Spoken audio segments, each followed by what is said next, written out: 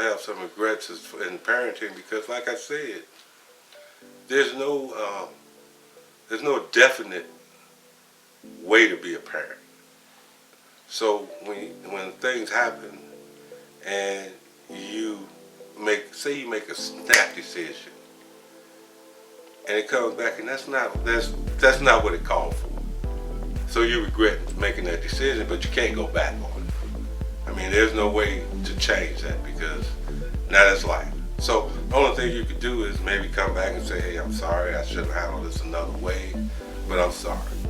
But the deed is done. So you always have regrets.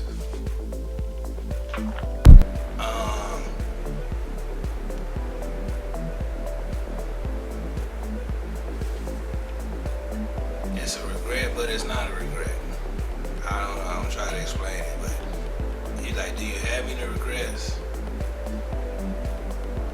Technically, no, because I've given 100%. So once you give it 100%, and you know you do it without love, it's like you don't have to regret too much. So it's not regrets, but like, do I regret like not having as much as I want to have for them? Yeah, but it's still not a regret because what's for you is for you. And I don't try not to put so much value on having things and all that, but it's like it's not a regret, but the thing I want to do is try to expose them to as much as I can. And if it's any regrets, it'll be like that I didn't get to expose them to that. But nothing material-wise, because they have way more than you could possibly ever need. So, but regret I didn't make you go do more for somebody else, which we're not done yet. That's true. We're still in progress. There are definitely a couple of times that there were situations where I felt regretful when I got too angry with a couple of situations with the kids. Because I know the look that they have when they're in trouble, but the look that they get when they're tremendously scared or fearful, I don't like that. Because I don't know if they're thinking they're going to get hurt, or if, man, I hate that I'm in trouble. So,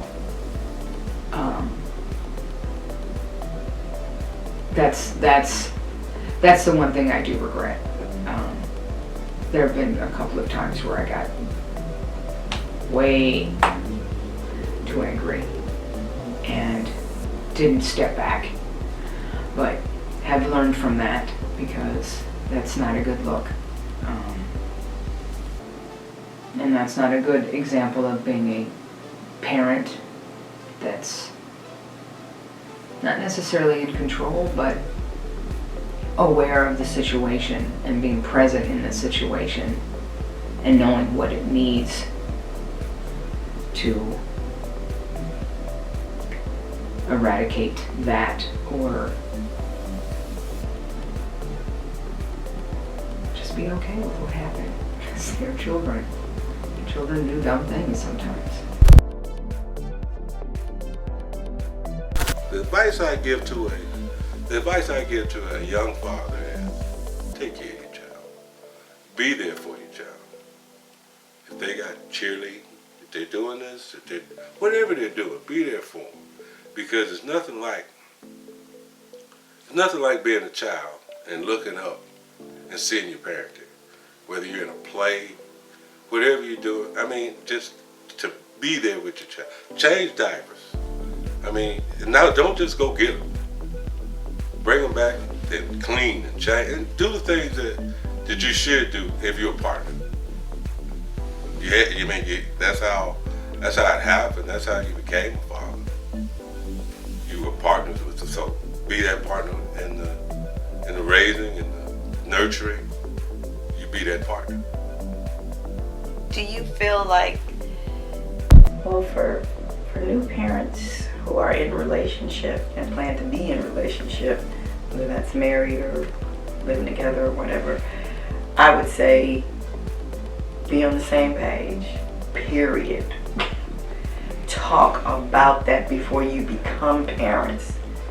Really look at how each other was raised, you know.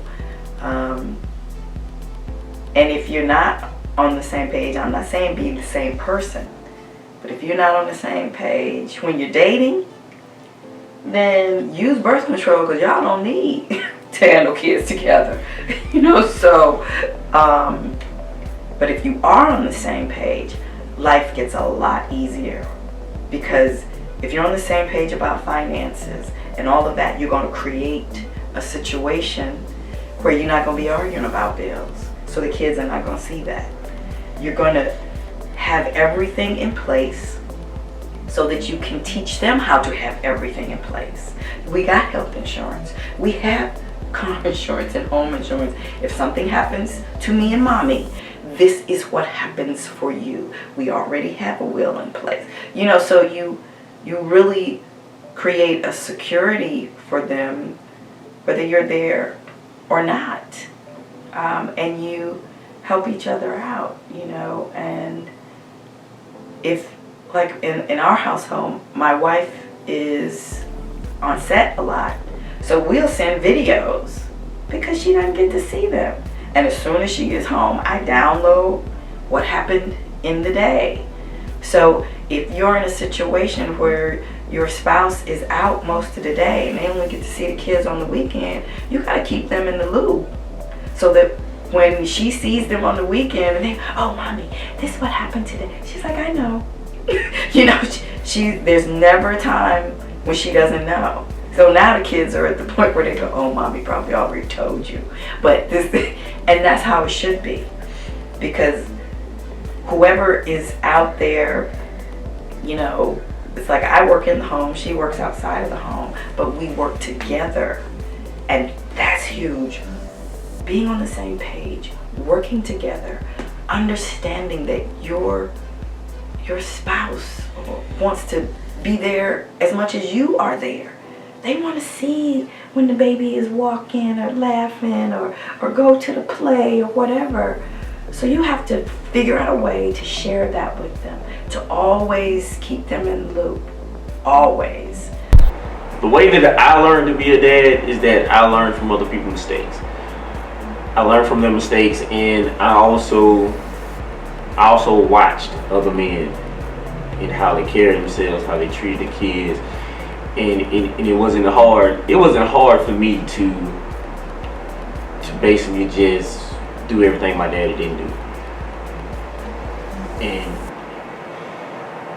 And for me to understand that it's more to it than just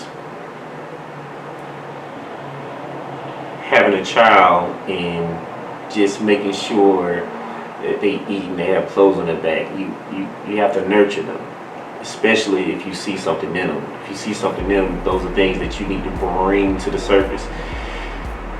And I strongly feel like those are things that's where my mother went wrong with me and my brother, because she didn't know us. We were her children, but she didn't know who we were. She didn't know what we could do. She didn't know our pain. And because of that, we didn't flourish like we should have. So, by me understanding the faults that my mother and my father had, those are things that I wanted to double down on and make sure that I did with my children. I think I knew enough not to want any. I mean, you know, I decided not to have any. Same here. I was plenty into my 30s. In fact, Armandi was the last opportunity. I was moving toward the last opportunity to have a child. So I knew enough from seeing my friends go through it that was something I really didn't think I needed to be well-rounded as a person. Little did I know how much better of a person it would make me Because, you know, from the outside looking in, you don't realize. To the point where you said you wish you had another one. Right. Yeah. Right. So I had seen enough to not want that for myself, I thought. You know, I think it comes from where they came from. If they came from a situation where they had a father, they had a mother, and they saw what their father did, I think that they'll do the right thing. Now, somebody who comes from a different environment, they probably won't, because we tend, as a people, as human beings, we tend to follow a certain pattern. Unless something happens that triggers in your mind and you want to change that pattern, but usually you'll keep that certain pattern going.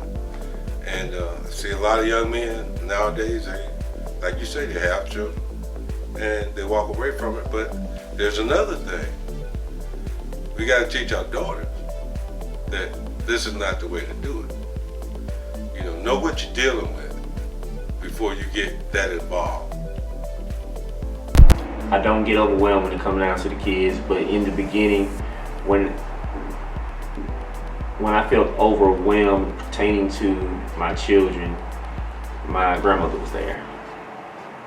That was my go-to right there. And my grandmother, she's